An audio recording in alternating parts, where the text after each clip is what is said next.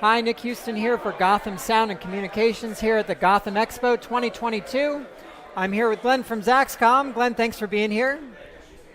I'm really happy to be here, Nick. Thank you so much for this opportunity. Great. Well, as I mentioned to you and I mentioned before, we're live streaming on Facebook and YouTube, so you watching at home, leave your comments or questions in the comments field below, and we'll get them over to Glenn. Glenn, you have some exciting new stuff today. What do you bring with you? Thank you, Nick. Well, I do. We have the Nova 2, which is a new version of our Nova mixer recorder and wireless system with receivers built in. We also have a new transmitter, which is the ZMT4X, and we have the ZMT4HM. So having said all that, I think we should probably start with the Nova 2. Great, yeah, so tell me about the Nova 2. It looks a lot like the Nova 1, but it's different inside, so what's new? Right. Well, what we wanted to do here was take the Nova and put some improvements into it. We felt that so many people were using it not only for sound bag, but also on sound carts now, especially with the Aria mixer. So we decided we would add some more AES inputs and also add greater AES I/O for the internal receivers. So the way this works is if you have the internal receivers mounted, you actually have direct outputs from all 8 channels of the internal receiver. And you also have 8 AES inputs to boot. It used to be 4, but now it's 8. So you get 8 channels of wireless audio and you get 8 AES inputs. You still have 4 mic line inputs and you have 2 returns, which are line only. All of those inputs are available to be mixed, monitored, whatever you like, and also it is a 16-track recorder. So wait, do the math real quick. How many AES? How many total? What's the total inputs we can have on this? With receivers, it's 8 receiver channels, 8 AES channels, Yep. 4 mic line, Okay. and 2 line only. That's 22 inputs. Wow. Okay. Yeah, so there's a lot of inputs on it. Now, if you don't use the internal receivers, the 8 AES outputs, which were the direct outputs from the receivers, change over to 8 more AES inputs. So that's where you get 16 AES inputs, I see. all with sample rate conversion, all available through 2 DB15 mini connectors. Got it. Yeah. So let me just kind of fast forward here a little bit. So what this means is easily 16 channels of wireless into this, because you can do 8 natively in the recorder, and then I'll just pan over here, and your RX8 has AES outputs on it, which That's will do right. 8 additional channels of wireless. Exactly. So with a sound bag, as you know, that is very, very small in traditional terms, you get 16 channels of wireless, 16 channel recorder. You get all the great features that the Nova has, because the integration with our wireless and IFB is just without equal in this industry. If you look at just the Nova, okay, or the Nova 2 in this case, you're looking at a 5-pound sound bag, including the bag and including the lithium battery. And with that, you get your 8 channels of receiver, you get your recording, you get remote control of the transmitter gain, which is ultra crucial. I mean, to be able to be on set and hundreds of feet away possibly from the talent and tweak the gain, there's no way to get better audio quality than to have control of the transmitter's mic pre. If you don't control the mic pre, you're missing out. Yeah. That's just the way it is. So we give you all of that functionality in something that is like literally one of the smallest mixer recorders, professional mixer recorders, without appendages that hold receivers and other things. It's all just one solid thing, no external cables, no external coaxial cables for the receivers. So the reliability and the user-friendly aspect is truly without equal in our industry.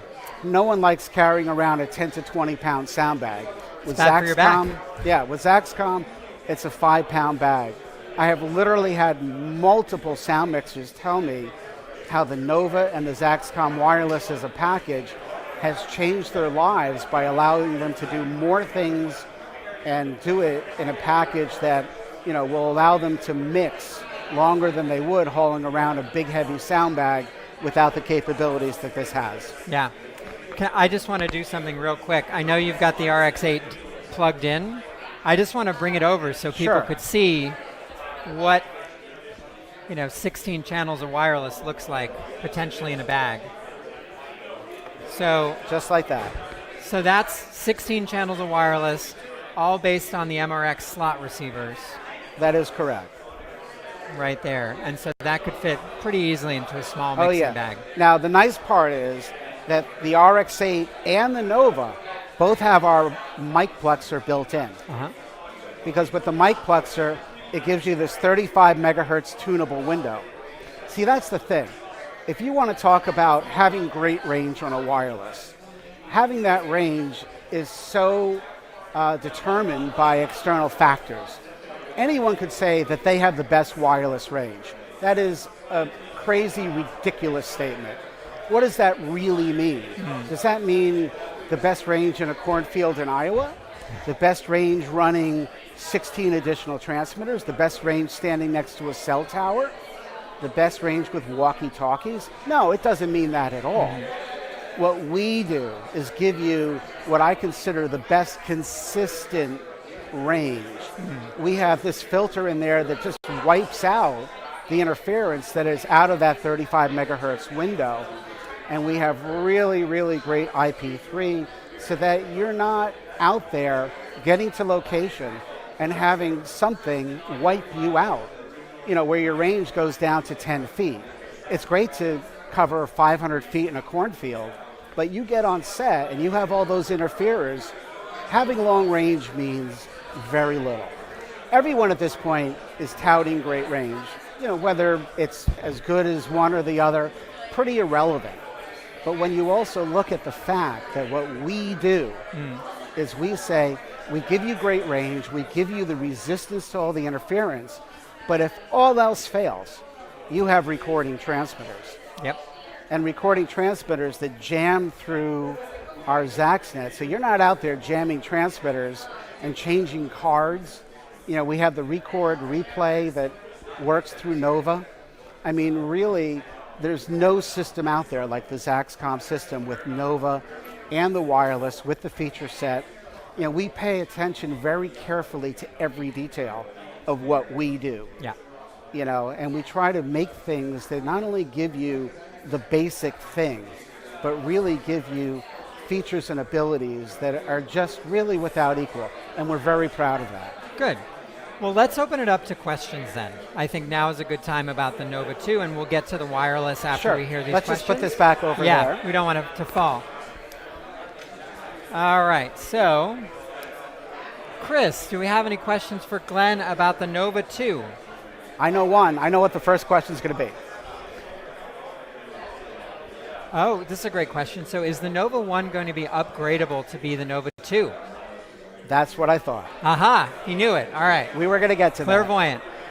I'm afraid to say it will not be. Okay. Yeah, I mean, basically, the hardware in there, it's not retrofittable to the old one.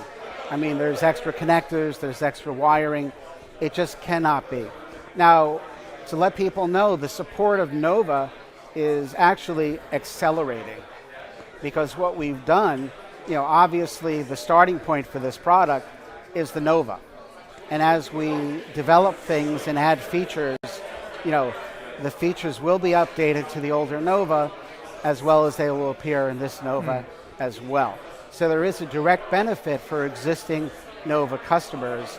And if we could add the features of the extra AES inputs or the receiver direct outs, we would, but it is just impossible. Got it. Okay.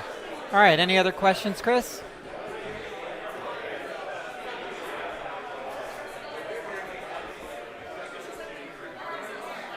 Okay, so the question is, why are there 16 record tracks when there are 22 inputs? Well, it's very simple. you don't know if someone's using analog, if someone's using digital. So what we try to do is to accommodate everything. I mean, someone might have 4, microphones out there, and they might have all the receivers working as well. So it is not unusual to have far more inputs than the number of tracks you can record. I mean, that, since day one, we've been doing that. Other companies do that. So, we have a bit of a limitation in the number of tracks we can record. We also don't want it to get unwieldy. What we did do is we did ask our customer base, how many tracks do you use on a regular basis? And the number that came back was probably 95% of the customers use 12 tracks or less on a regular basis. And it was unanimous that people came back and said, for the kind of work I do, I would never use more than 16 tracks. So we stuck with the 16 tracks. There is a processing limitation, and with 16 tracks, we're in a very good, safe position, and we want to make sure that we can write the data to the cards as quickly as we need to. So we're at 16 tracks, and I think that, for our Nova customer base is very, very good.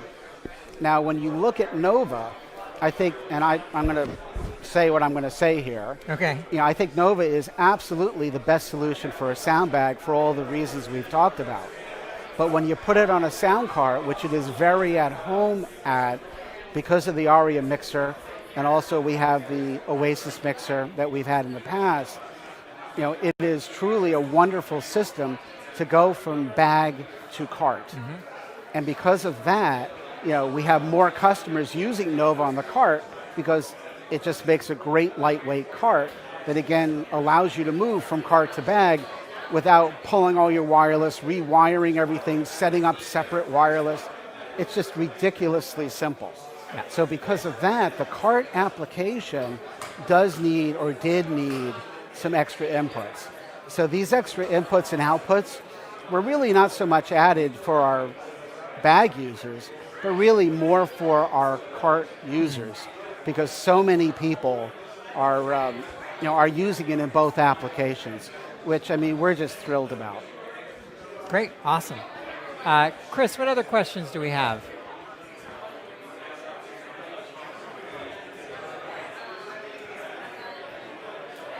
Oh, so those additional, Matt Martin's asking, the additional, when you plug the receivers in and you get those outputs, are those outputs routable, or are they only the outputs of the receivers? No, they're not routable. The outputs are not routable, but their source, the receivers, are totally routable. So I guess the correct answer is yes, they're routable. Okay. But they are direct outs. So if the question actually is more toward, can I use them for other things? No. You can only use them for the receivers inside the unit if the receivers are plugged in. Again, if the receivers are not plugged in, then they convert from outputs to extra inputs, which are routable anywhere as inputs. And just for me to kind of project again, that's useful if you're doing a backup. If you're going to run 2 Novas at once, you want to be able to, if you're going to run 2 Novas at once, right? Let's say, just in case, whatever. Oh yeah. On a sound card, it always makes sense to have 2 recorders. You have those direct outs of all your wireless channels going to a backup. Well, that's exactly right. All you would need is just a connector, pin for pin, that would go from one Nova to the other, and all the receivers will just appear on the receiver inputs of the second Nova. Yeah. So really quite easy to work with if you do that. All right, what other questions do we have?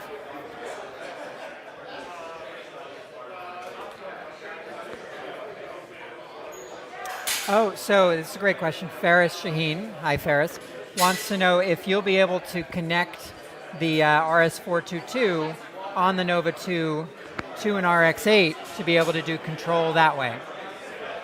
I would have to answer that as a conditional yes. Okay. Because the hardware is there to do it. We've been asked to do it, but that will come closer to when we release the product. Got it. Okay, so it's not there yet. And the product, by the way, is it 6 to 8 weeks? That's what I'd heard? 6 to 8 weeks is what we believe it is. They are in production right now. Got it. Yeah. Okay. So we're talking like 4th of July party or before, right? yeah, Ish? pretty Okay. much. Pretty Great. much. All right, Chris, what else?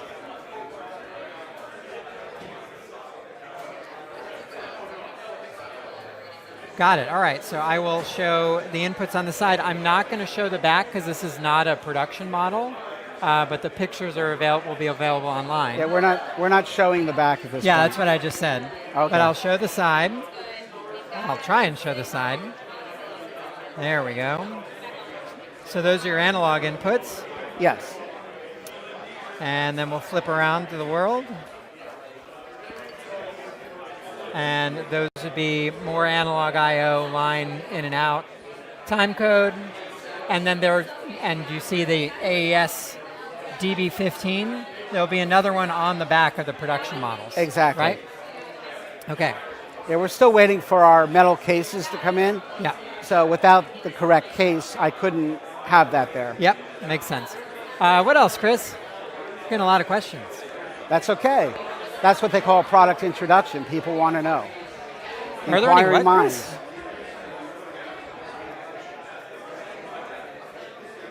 Oh, any plans for Dante on this? No. No. No, there won't be Dante here. There's enough Dante external boxes that are available for reasonable prices. The thing about Dante, it is a very power-hungry thing. And, frankly, with the receivers in here, there's a lot of stuff already in here. There just isn't the physical room for it. And I don't want the box to generate that much extra heat.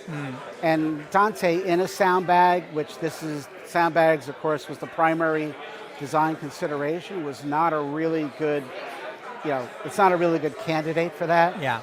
And not to mention, you can't even get the Dante chips now. Yeah. I mean, the chip shortage is a problem. So if we built it with Dante, we probably couldn't even put it out. Yeah.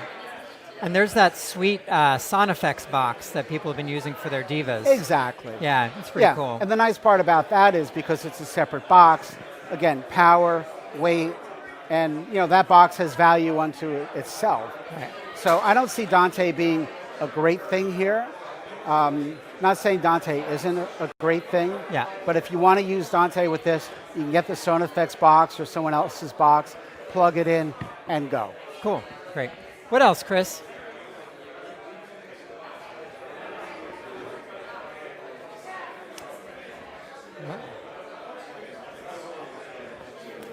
Oh, interesting question. All right.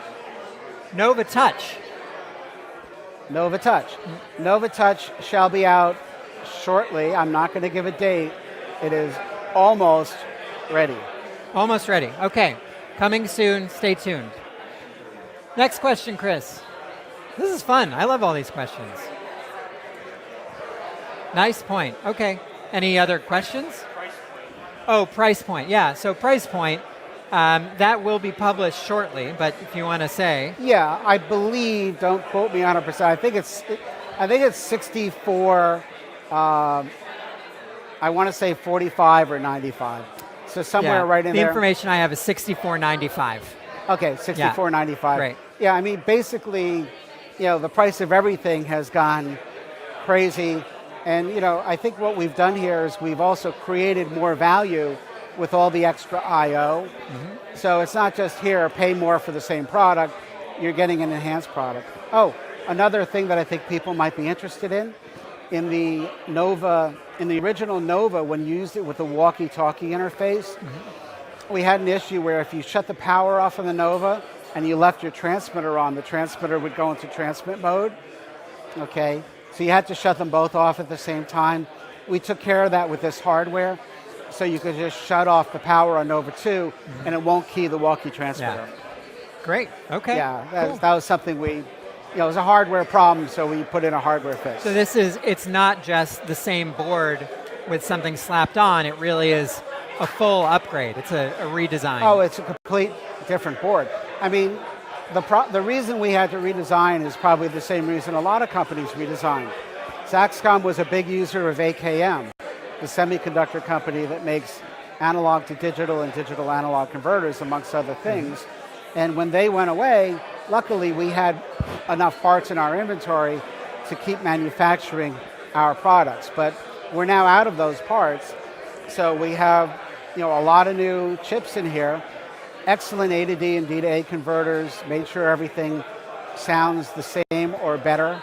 Because I think the preamp in here is literally like the best or one of the best of any bag mixer recorder. I mean, super quiet, great dynamic range, never clip. I mean, it's all those things. So we made sure to put in equivalent or better components where the components are no longer available. So because of that, we couldn't even make the old board if we wanted to. Yeah. So we redesigned it and put in these things, and I think everyone's going to really be happy with the Nova 2. And the weight hasn't changed, and the power consumption hasn't changed. In fact, it may draw a bit less. Okay, all right. So definitely an upgrade and a redesign. All right, what else, Chris? What do you got?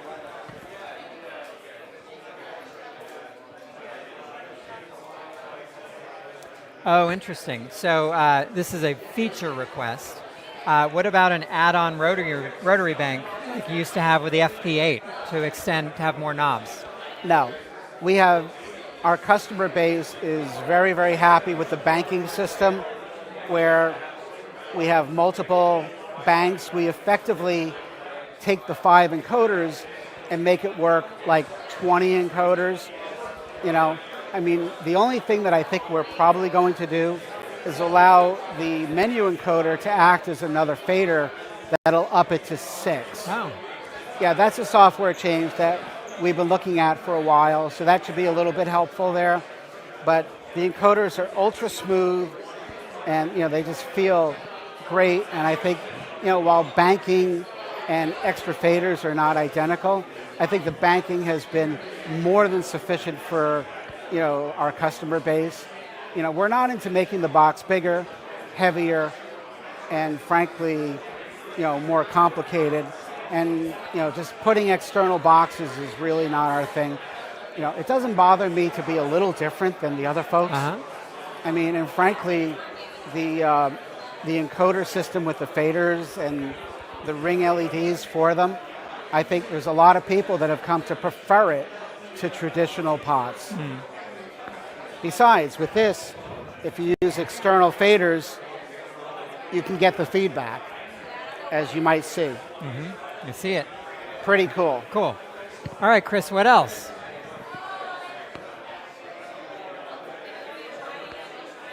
Same dimensions as the Nova 1? Exactly. Exactly. Next question.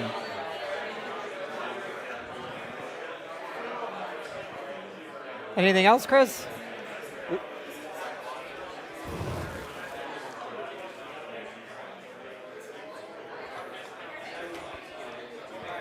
Okay, so does this have increased DSP and will it support MP3s? It does not have increased DSP, and it itself does not support MP3. Got it.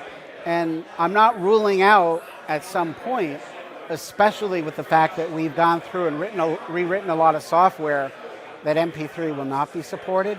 So what I'm saying is the answer is I'm not saying absolutely no for the future, but I'm not saying yes either.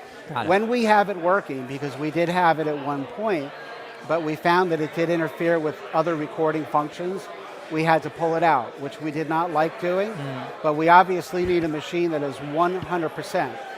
So the answer to the question is, it's possible going forward, but for right now, it is not there. Yeah. Got it. Perfect. Chris, what else?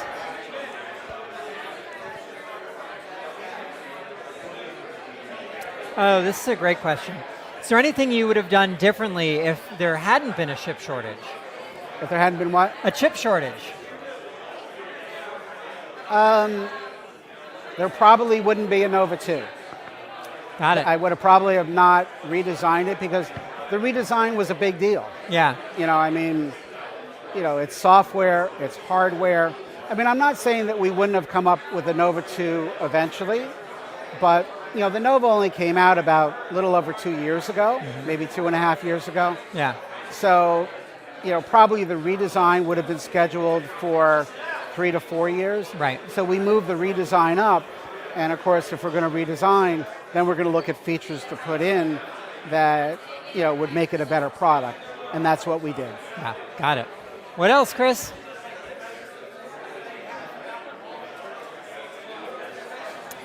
What about Diva 24? Is that going to get a redesign at some point? No, Diva 24, well, Diva 24 in its current form is not getting a redesign, but the only thing I can say is we're always working on something, so I really can't speak to, you know, which way we might go with that. But Zaxcom isn't going anywhere, and we love sound cards.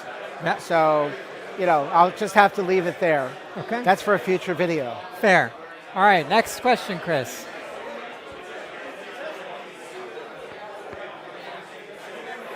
I'm going to answer that. Yes, the position of the Zaxnet antenna is the same. I'm sorry? The position of the Zaxnet antenna on the Nova 2 is the same. Same. As the Nova 1. Yeah, all the connectors are in the same place. Yeah. And then the additional connectors on the bottom. Yeah, got it. Next question, please, Chris.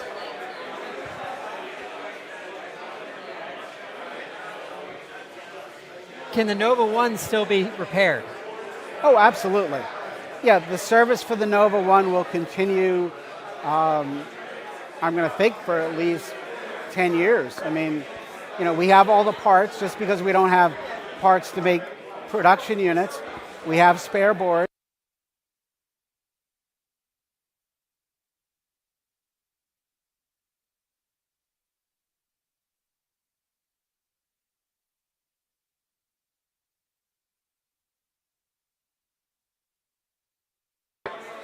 And Stan, okay, great. We should be back up in just a second. Sorry for the technical difficulties. Good, Jared?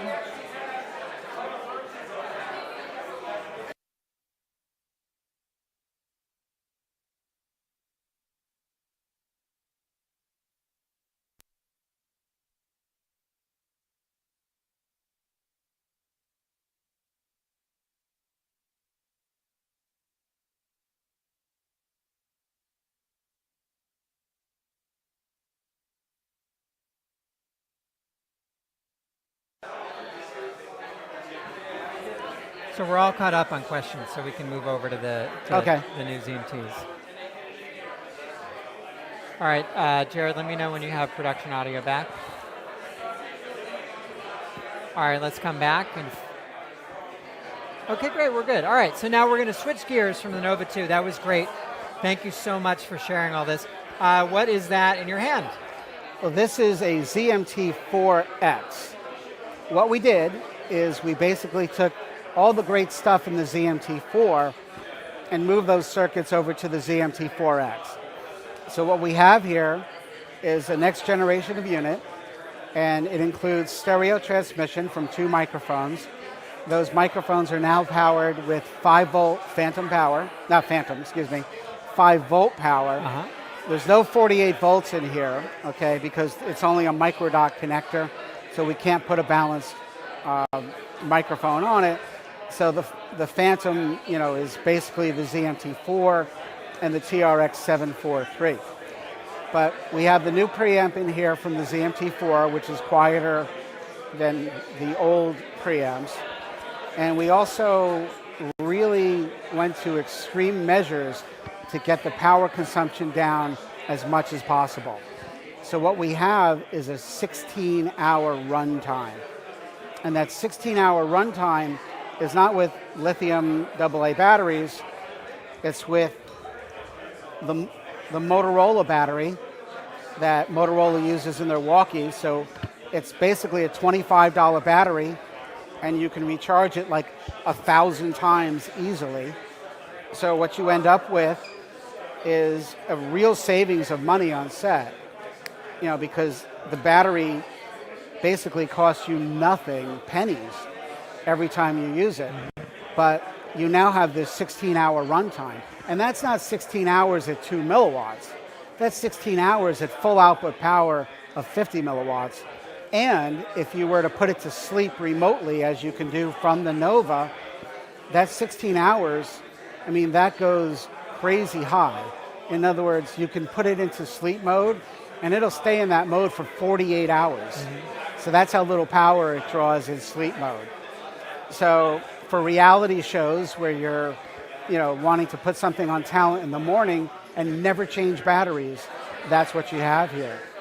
Also keep in mind this unit is a rubberized case, which has a plastic, or I shouldn't say plastic, I should say fiber-filled exoskeleton, and the rubber is under pressure. So it's really good as far as wet environments. It really keeps the water out.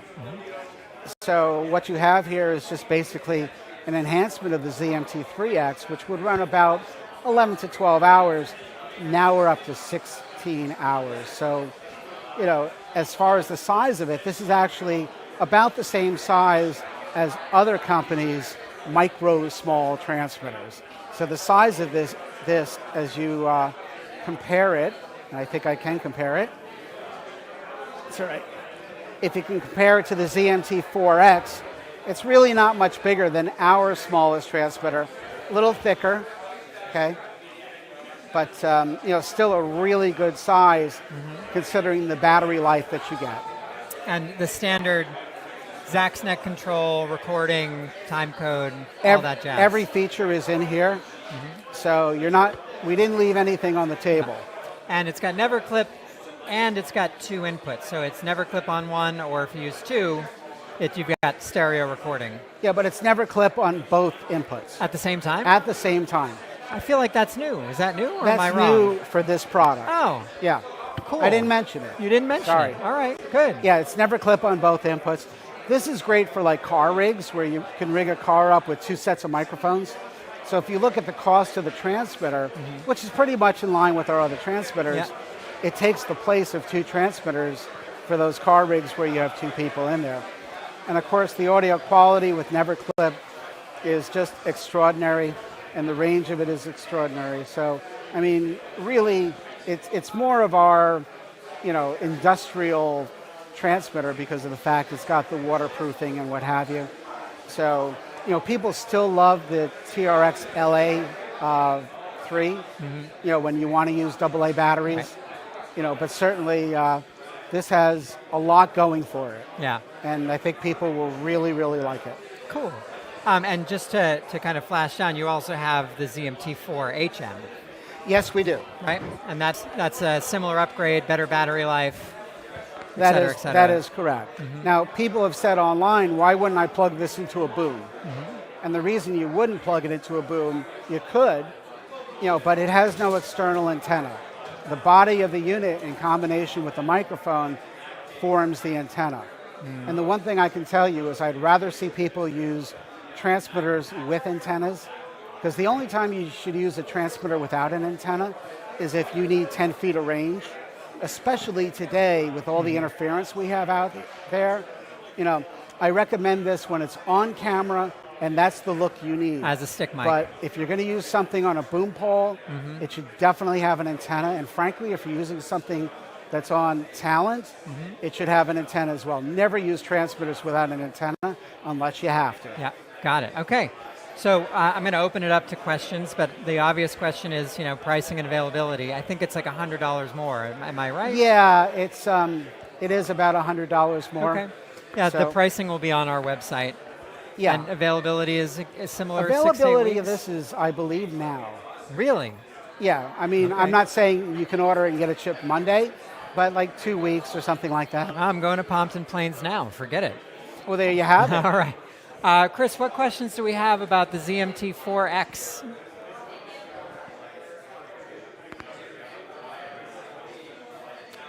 Okay, so how do these preamps compare to the TRX LA3? I mean, we know they're redesigned. You mentioned that, but just give us a little. The noise floor has been reduced by about 3 dB. There's not a huge difference.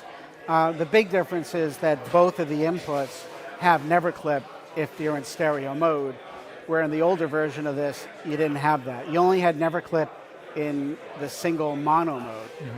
Got it. Okay. What other questions do you have, Chris?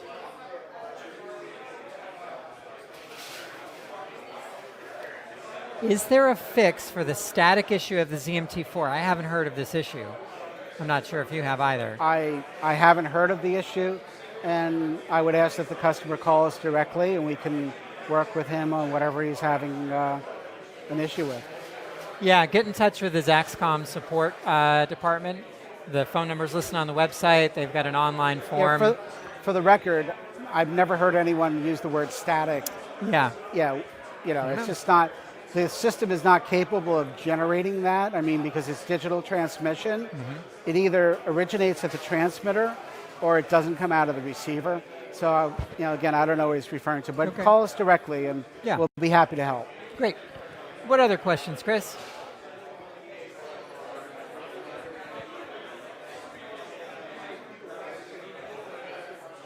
Okay, so somebody's asking about a standalone QRX for 4 channels. Now, you already have the MRX, that's 4 channels, with the RX4. So this is essentially a QRX 400. It's just based on slot. Will there ever be a separate box that does all that in one unit?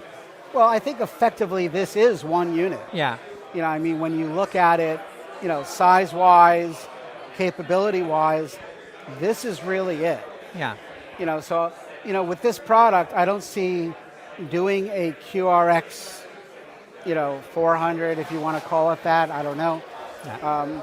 But then again, I'm not going to limit myself to saying we would never do it. I mean, again, we are always working on something. Yeah. So, that's the thing. People want us to make all kinds of products. They want us to make a time code slate. They want us to make, little time code boxes. We do what we do best. We do what we have time to do. I mean, if I was to concentrate on other things, maybe we wouldn't have the time to do this.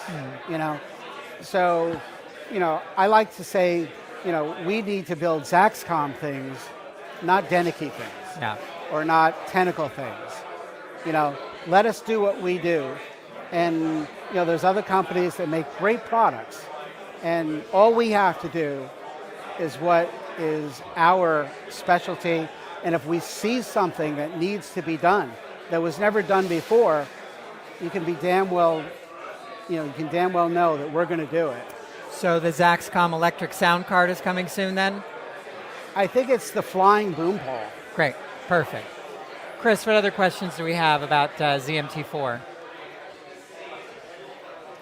Fantastic. All right. Glenn, this has been a fantastic deep dive. I never thought we'd get this much interaction. So I'm going to wrap it up now. Thank you so much for being here with us. Well, I want to thank you and everyone from Gotham for putting on this great affair. And the barbecue smells wonderful. I know people at home can't appreciate that, but maybe next time you'll find a way to communicate that through the web. Yeah. All right, well, listen, we want to thank everybody for all their interactions. Thank you for watching. We're going to be coming back at you with more from the Gotham Expo 2022. As always, you can watch this video and more at gothamsound.tv. Follow us on Facebook and Twitter for all the latest sound news. And, contact us with any of your questions. The phone number's on the website. Email us at info@gothamsound.com. Thank you very much for watching. Bye-bye.